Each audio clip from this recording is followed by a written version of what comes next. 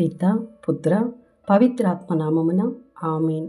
ఈరోజు మే 12వ తారీఖు యోహాను సువార్త 10వ అధ్యాయము 1వ వచనము నుండి 10వ వచనం వరకు.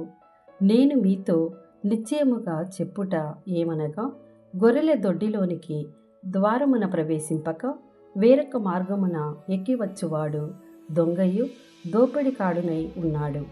ద్వారమున ప్రవేశించువాడు గొర్రెల కాపరి. కావలివాడు వానికి తలుపు తీయును.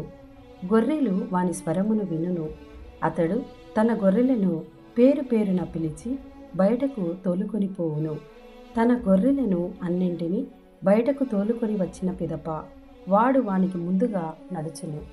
గొర్రెలు వాని స్వరమును గుర్తించును కనుక అవి వాని వెంట పోవును. అవి పరాయి వాని స్వరమును ఎరుగవు కనుక అవి వాని వెంట వెళ్ళక దూరముగా పారిపోవును. యేసు వారికి ఈ దృష్టాంతమును వినిపించెను. కానీ ఆయన చెప్పుచున్నదేమో వారు గ్రహింపలేకపోయిరి.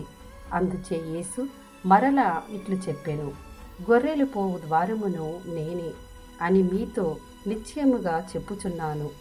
నాకు ముందుగా వచ్చిన వారందరూ దొంగలు, దోపిడిగాండ్లు. గొర్రెలు వారి స్వరమును ఆలకింపలేదు. నేనే ద్వారమును. ఎవడేని నా ద్వారమున ప్రవేశించిన ఎడల వాడు రక్షణ పొందును. అతడు వచ్చుచు పోవుచూ ఉండును. వానికి మేత లభించును.